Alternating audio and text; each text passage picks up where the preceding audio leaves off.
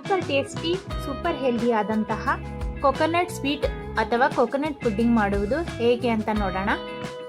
ಬನ್ನಿ ವಿಡಿಯೋನ ಪ್ರಾರಂಭಿಸೋಣ. ಸೋಮೇಶ್ರೀ ಸ್ಪೆಷಲ್ ಯೂಟ್ಯೂಬ್ ಚಾನಲ್ಗೆ ಸ್ವಾಗತ. ಈಗ ಒಂದು ತೆಂಗಿನಕಾಯಿನ ತಗೊಂಡಿದ್ದೀನಿ. ಇದರಲ್ಲಿ 2 ಕಪ್ಪು ಕಟ್ ಮಾಡಿರೋ ತೆಂಗಿನಕಾಯಿ ಬೇಕು ನಮಗೆ. ಈಗ ದೊಡ್ಡ ತೆಂಗಿನಕಾಯಿ ಆದರೆ 1 ತಗೋಬೇಕು, ಚಿಕ್ಕದಾದರೆ 2 ತೆಂಗಿನಕಾಯಿ ಬೇಕಾಗುತ್ತೆ. ಈಗ ಇದ್ರ ಮೇಲಿರೋ ಸಿಪ್ಪೆನೆಲ್ಲ ತೆಗೆದುಕೊಳ್ಳೋಣ.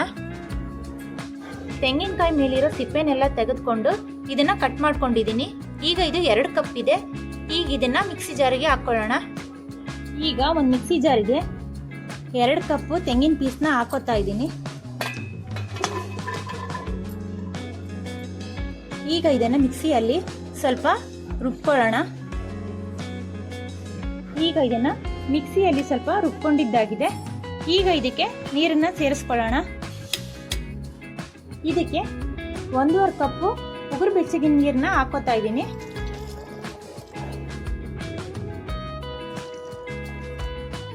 ಉಗುರು ಬೆಚ್ಚಗಿನ ನೀರು ಹಾಕೋದ್ರಿಂದ ನಾವು ತೆಂಗಿನ ಹಾಲನ್ನ ಮಿಕ್ಸಿಗೆ ಹಾಕೊಂಡಾಗ ಇದು ಒಡೆಯೋದಿಲ್ಲ. ಈಗ ಇದನ್ನ ಮಿಕ್ಸಿಯಲ್ಲಿ ನುಣ್ಣಗೆ ರುಬ್ಕೊಳ್ಳೋಣ. ಈಗ ತೆಂಗಿನಕಾಯಿ ಪೇಸ್ಟು ರೆಡಿ ಆಗಿದೆ. ಈಗ ಇದನ್ನ ಶೋಧಿಸ್ಕೊಂಡ್ಬಿಡೋಣ.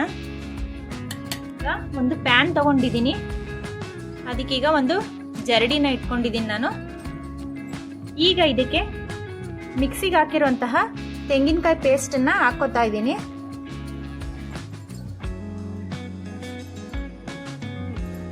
ಈಗ ತೆಂಗಿನಕಾಯಲ್ಲಿರೋ ಹಾಲನ್ನೆಲ್ಲ ತೆಗೆದುಕೊಳ್ಳೋಣ. ತೆಂಗಿನಕಾಯಿ ಹಾಲನ್ನ ಹೀಗೇನೆ ತೆಗೆದುಕೊಳ್ಳೋದು.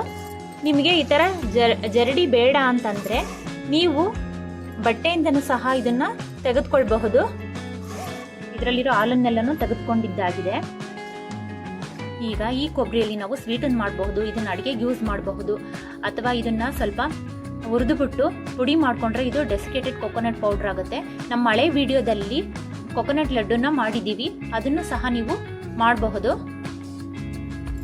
ಈಗ ಇದನ್ನು ತೆಗೆದುಕೊಳ್ಳೋಣ. ಈಗ ಕೊಕೊನಟ್ ಮಿಲ್ಕು ರೆಡಿಯಾಗಿದೆ. ಇದು ಸುಮಾರು ಒಂದು 500 ml ಇದೆ, ಅಂದರೆ ಒಂದು ಅರ್ಧ ಲೀಟ್ರು ಇದೆ ಇದು. ಈಗ ಇದಕ್ಕೆ ಸಕ್ಕರೆನ ಸೇರಿಸ್ಕೊಳ್ಳೋಣ.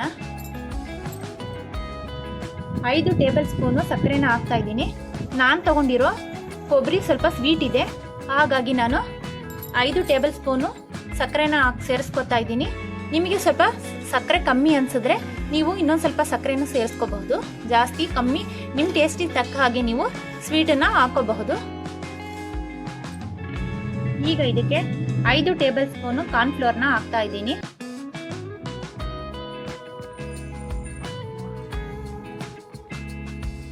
ಈಗ ಇದನ್ನೆಲ್ಲ ಮಿಕ್ಸ್ ಮಾಡ್ಕೊಳ್ಳೋಣ.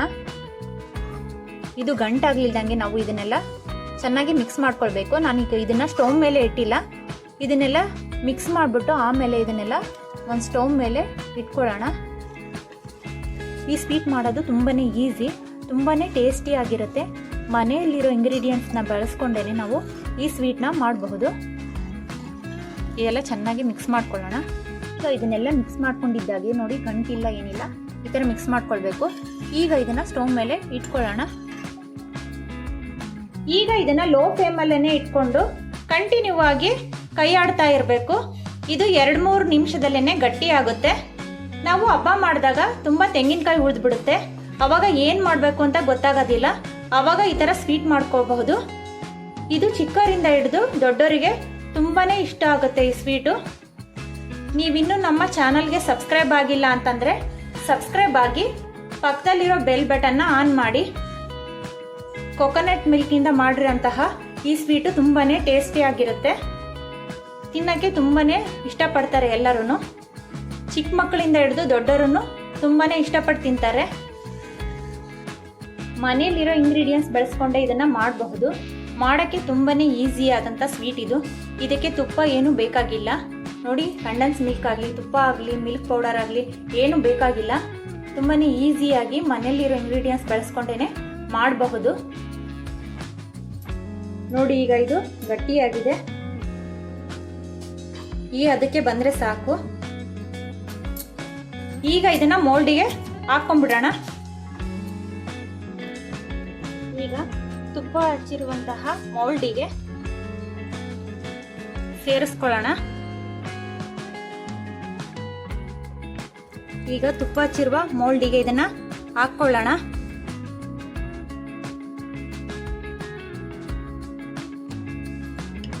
ಈಗ ಇದನ್ನ ಎಲ್ಲ ಸೆಟ್ ಮಾಡ್ಕೊಳ್ಳೋಣ.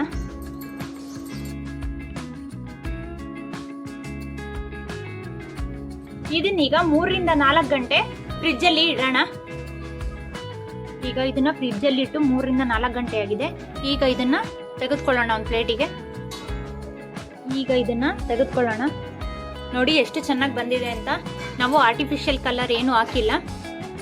ನೋಡಿ ಎಷ್ಟು ಸಾಫ್ಟ್ ಆಗಿ ಎಷ್ಟು ಚೆನ್ನಾಗಿ ಬಂದಿದೆ ಅಂತ. ಈಗ ಇದಕ್ಕೆಲ್ಲ ಕೊಕೊನಟ್ ಪೌಡರ್ನ ಹಾಕ್ತಾ ಇದ್ದೀನಿ.